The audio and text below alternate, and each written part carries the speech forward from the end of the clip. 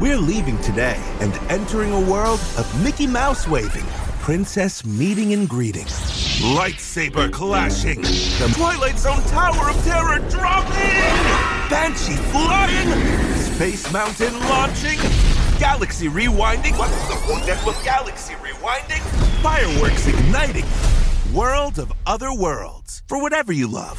Infinite worlds await at the most magical place on Earth, Walt Disney World Resort. This is Optimal Living Daily, getting better all the time, by Tynan of Tynan.com, and I'm Justin Malik. And we're going to jump right into today's post as we optimize your life. Getting better all the time, by Tynan of Tynan.com. I think and hope that regular readers of my blog will appreciate the variety of posts I throw up. Random stories, travel tips, big life ideas, etc. I live a happy and fulfilling life.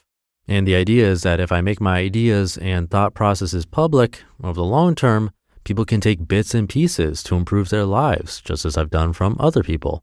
This has proven to be successful on some scale. But 2/3 of the visits my site gets are from first-time visitors. They searched on Google, followed a link on Twitter, or were emailed an article by a friend. They don't get repeated exposure, but rather a single shot. And if I'm honest about it, a post like the one titled Yucca probably isn't going to improve their lives, other than to offer a few moments of entertainment. This set of circumstances leaves me thinking about what major themes run through my philosophy that can make an impact in a single post. Last night, as I slept in a chilly tent with no electricity, no light, and no internet, I kept coming back to the idea of always getting better.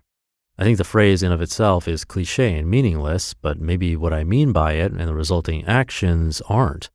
Most people don't get better all the time. They get adequate and then stop.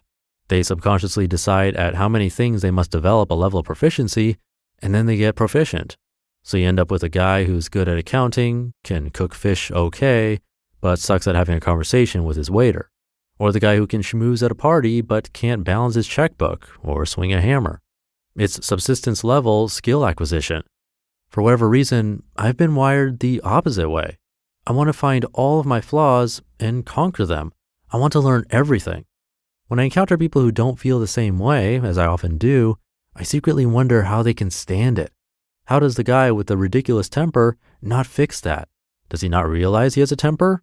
Does he not care? Does he not know how to change? Or what about my friend who has completely given up on ever having a girlfriend again? He obviously knows that it's a fixable problem, but he hasn't taken the first step towards actually fixing it. Maybe it comes down to ego. I've seen people who are glaringly terrible at pickup, but delude themselves into thinking they're great just to avoid admitting fault. The first step of self-improvement, identifying the problem, might be so painful to the ego that people would rather not rise to the challenge at all. My friends and I are the opposite. We're all happy all the time, but to an outsider, our conversations probably seem antagonistic. I can't tell you how many times I've been on the sending and receiving end of sentences like, "Dude, you're being a complete idiot. You need to do blank and tighten up your life." The funny part is that we all relish that sort of feedback. In fact, as likely as I am to share my successes with my friends, I'm probably more likely to tell them when I screwed up. They'll offer me a suggestion to do better next time, or at least motivate me by agreeing that doing blank was dumb. That's a long way of saying this. You have to be willing to know you suck at something before you're able to improve. The more willing you are to face your weaknesses, the less likely they are to remain weaknesses. The goal is to get better all the time, not to be perfect at everything. There's a difference. The former describes the process, which is always under your control, while the latter describes the outcome that you have only a hand in. The fact that you're somewhere on the road to being a champion is important, not which mile marker you're walking past. People tend to do self-improvement for a specific purpose. They want to lose weight for their wedding, learn pickup so that they can have a girlfriend, or meditate to reduce stress. That's fine, but it's better to embrace it as a way of life, to enjoy getting better because you know that the process is worthwhile. The unexpected benefits of each improvement are unpredictable and generally outweigh the reason you decided to improve to begin with. Sure, you'll look great in your wedding photos if you lose weight, but maybe you'll also live longer and be able to enjoy more physical hobbies, and will set a good example for your future children. Learning pickup might snag you a girlfriend, but speaking from personal experience, it can also make you more confident, outgoing, and appreciative of other people.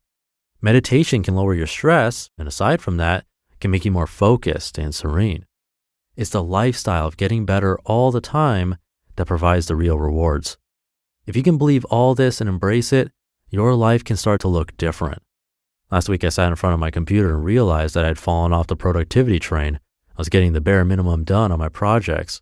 So rather than wallow in pity, be mad at myself for failing, try to justify my sloth, or any of the many other things I could have done, I smiled. I saw it as an opportunity to get better at something. I value these opportunities more than anything. I closed down the waste of time sites I was browsing, and I opened up my code editor. I spent the next few hours building out some features on my project that needed to get done, and then I did the same thing next day. I don't think that my current level of productivity is going to become a new baseline. I don't think I'm instantly the most productive person in the world. I know I'll fall off the train again, and just as I've done a dozen times before, hop back on. I'm just happy to have found an opportunity to improve myself, to have seized it, and to have left a little better than I was before. It's all part of the journey. You just listened to the post titled, Getting Better All the Time by Tynan of Tynan.com, and I'll be right back with my commentary. Have you been waiting for the perfect time to upgrade your tech? Good news, the wait is over. Dell Tech Day's annual sales event is here, and they're celebrating their best customers with fantastic deals on the latest PCs like the Dell 14 Plus with Intel Core Ultra processors. They've also got incredible perks like Dell Rewards, fast free shipping, premium support, price match guarantee, and more. And while you're upgrading your PC, you may as well go all out because they're also offering huge deals on their premium suite of monitors and accessories. You know what that means? That's right, you can get a whole new setup with amazing savings. Clearly, this is a sale you don't want to miss. Visit Dell.com/deals. That's Dell.com/deals. The new year gets us thinking about finances, paying off debt, building an emergency fund, saving for a house, and why only track spending when you can also plan and actually achieve your goals? Set yourself up for financial success this year. Monarch is the all-in-one personal finance tool designed to make your life easier. It brings your entire financial life, budgeting, accounts and investments, net worth, and future planning together in one dashboard on your phone or laptop. Feel aware and in control of your finances this year and get 50% off your Monarch subscription with code LIVING. What I love is Monarch keeps me focused on moving forward. I can see my savings goals and net worth, watching myself get closer to milestones. Set yourself up for financial success in 2026 with Monarch, the all-in-one tool that makes proactive money management simple all year long. Use code LIVING at monarch.com for half off your first year. That's 50% off your first year at monarch.com with code LIVING. Take it to Tynan. It's not easy to look at our flaws and face them. It's much easier to get by on the bare minimum. But he's right. It's the only way to make real progress and growth. I used to think I was a really good drummer, for example, until I let that go and listened more. And I even think coming to that realization that there's so much more to learn in itself made me a better drummer without even doing too much because I became more intentional with, everything related to it. And I think that applies to so many different things, from our work to how we speak and so much more. If we could see it as an opportunity to grow and improve instead of as a failure, then we're going to be so much better off. So something to think about today is if we're letting our egos take over, what are we assuming we're great at or good enough at, yet could have real growth if we just changed our mindset a little bit? Hopefully this one got you thinking. And with that, thank you for being here, listening every day. That's what keeps me going every day. It really means a lot. Have a great rest of your day, and I'll see you tomorrow where your optimal life awaits.